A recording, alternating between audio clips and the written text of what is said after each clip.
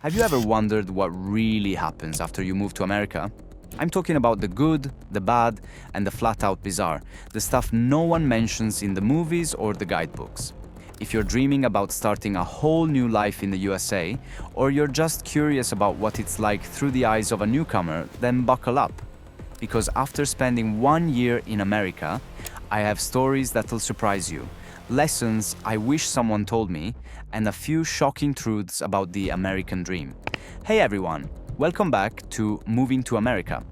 On this channel, I share my life, lessons, and adventures as an immigrant figuring out what it's really like to start over in the United States.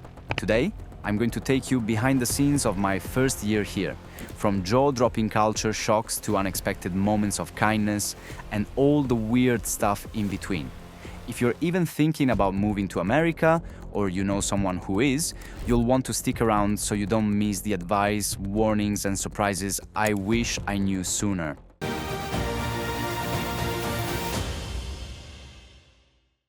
Let's jump in. My first lesson came about 5 minutes after my plane landed. You know how in the movies, America is always big and bold? Well, they're not exaggerating. The minute you step off the plane, you're hit with this sense of size. The airports, the highways, even the shopping carts, everything is oversized. My first trip to a grocery store was honestly intimidating.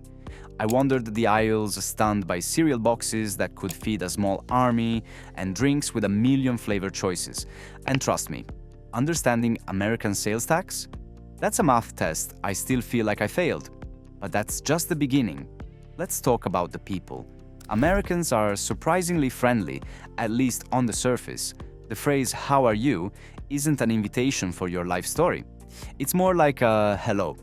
I learned this the awkward way by answering honestly the first few times, getting puzzled looks in return.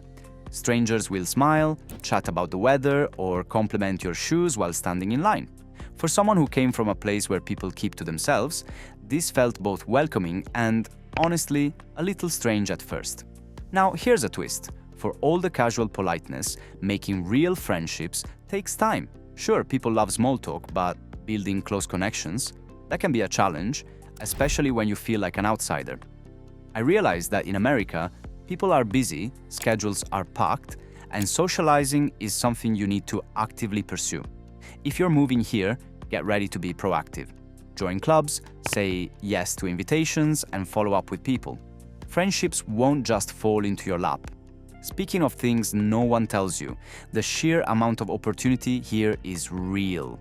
Every corner seems to have a "Help Wanted" sign.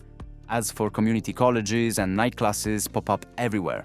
If you want to try something new, gain a skill, or chase a dream, even in your 30s or 40s, America practically encourages it. I was amazed by how many people boldly start over, switch careers, or go back to school at almost any age. That kind of optimism is contagious. The American dream is alive, but you have to work for it. It isn't handed out on arrival. But opportunities come with challenges, especially paperwork. Prepare yourself for mountains of forms and fine print. Banking, healthcare, credit scores, taxes. All of it is complicated and can feel overwhelming. For example, understanding health insurance in America feels like trying to solve a riddle while blindfolded. One time, I thought I'd found a great deal on a doctor's visit until a bill showed up weeks later. My lesson? Always ask, always double-check what's covered. Now let's talk food. Oh, the food. From classic burgers and fries to deep dish pizza and endless international cuisine.